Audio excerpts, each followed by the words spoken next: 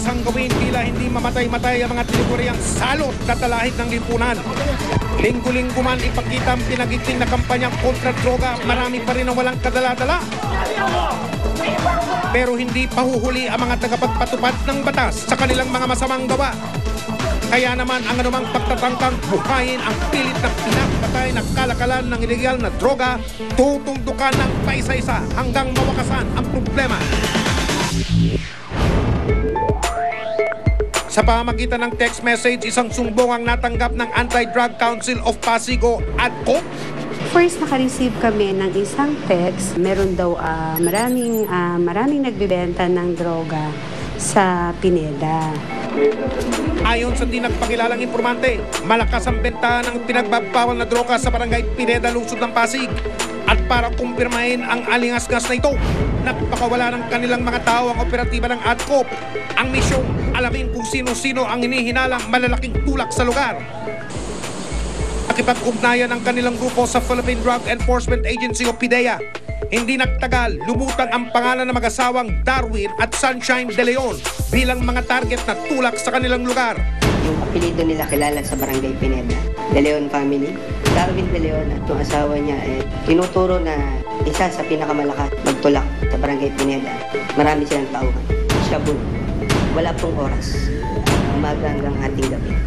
Kasi Darwin, siya ang leader ng De Leon Drug Group na nag-ooperate sa Pasig, particularly sa Pineda, Barangay Pineda. Ang sistema ng bilihan tila kakaiba dahil ang mga parokyano na mag-asawa mula sa kabilang ibayo pa namamangka. Tumatawid yung mga taga Makati sa Barangay Pineda para Miss Cordo. Baba, ibang style yan ah. Pero kahit mamangka pa sa ilang ilog ang mga ito, bulok na style na yan. Matapos makalap ang mga ebidensya laban sa mag-asawa, ikinasa na ang Oplan tabing ilog. Ang mga target si Darwin De Leon at ang kabiyak niyang si Sunshine. Tanga ng isang search warrant, dalawang bahay na sinasabing kinaroroonan ng mga target ang lulusubin ng PIDEA at ng investigador. Hinati ang mga operatiba sa tatlong grupo. Ang una sa bahay ni Darwin ang itinuturong pinakamalaking tulak sa Barangay Pineda. Ang ikalawa sa tabing ilog na maaaring takbuhan ng mga sospek. At ang pinakahuling grupo sa salakay naman sa itinuturong bahay ni Sunshine, ang kapareha umano ni Darwin. Gaya ng dati, humiling ang lahat ng gabay para sa isang ligtas na operasyon tutundo sa salot na problema ng ilegal na droga.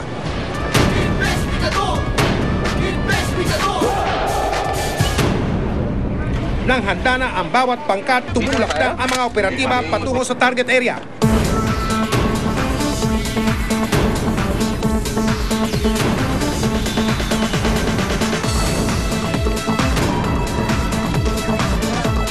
Ang isang grupo na tumulak sa tahanan ni Sunshine De Leon kagad na nakita ang pakay sa loob ng kanyang bahay. Lahat ng tao sa loob nito pansamantalang pinalabas. Inalubhog ang bahay ni Sunshine kung saan naging saksi sa paghahanap ng ebidensya ang piskal at ang ilang tauhan ng Barangay Pineda.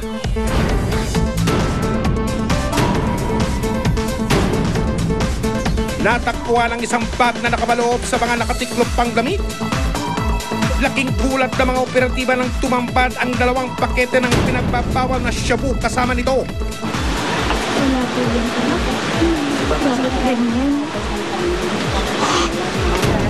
Tila bakas ang pagsisisi kay Sunshine. Pero napansin din ng mga operatiba ang umano'y katas parahil ng kanilang iligal na gawain. Walang trabaho itong dalawa. But kung titingnan natin yung lifestyle, yung way of living nila, mataas yung antas. Itinanggi naman ng tinakip na suspect ang mga paratang na nagtutulak siya ng shabu sa Barangay Pineda. Hindi po. Ano po yung ano nila? Ano po na? Hindi po, wala po yung ano. Pag nagkaroon ng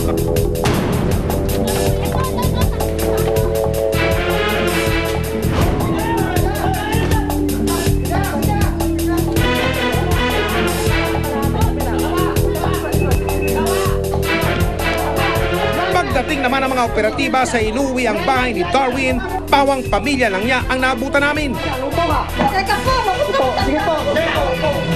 Pero hindi sumuko ang mga operatiba sa pagtugis sa aming target.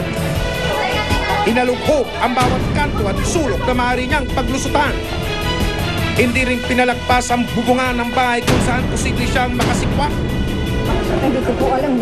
Tanong niyo dito, hindi po kami lumalabas ng bahay. Ano lang po ang palengke. Yan, dito. Na ano? Hindi ko talaga ko alam eh. Maski pagtanong niyo dito, hindi ko makukonsindihin na gano'n. Habang ang kanyang ina todo depensa sa kanyang tinutugis na anak.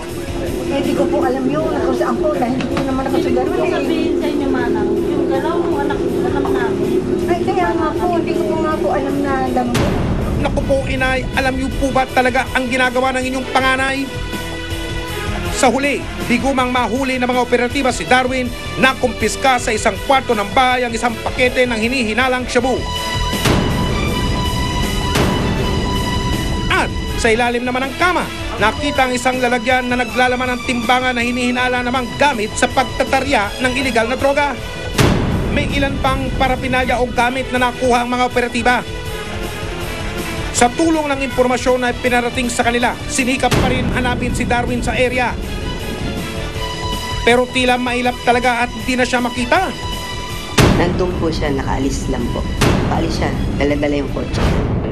Nahuli na po sila noon alam ko nakakulong siya noon na pagkakaalam namin no bail. Nagbebenta rin siya lang. Okay, nagbebenta rin. Hindi po kasi siya dito. Uuwi kaya hindi ko ano kung anong ginagawa. Pero alam niyo nagbebenta. Hindi po kasi po dati na nakulong. Nakulong. Anong kaso to? Yan, sa drug. Sa drug. Samantala, ang mga ebidensyang nakalap sa loob ng kanyang bahay sapat na raw na katibayan para harapin niya ang sangdamakbak na kaso.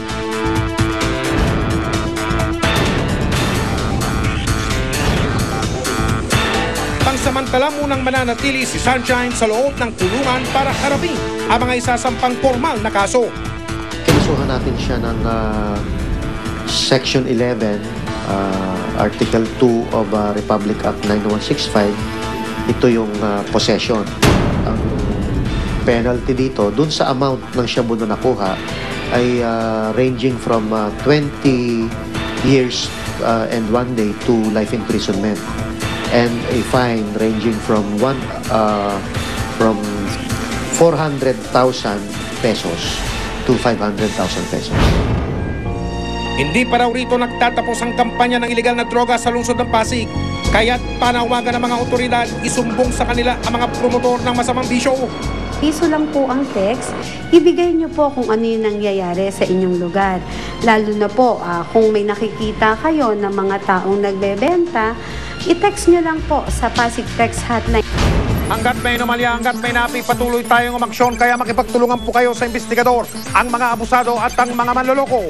Huwag natin tatantanan. Hanggang sa muli, ako po ang inyong kapuso Mike Enriquez at ito ang investigador.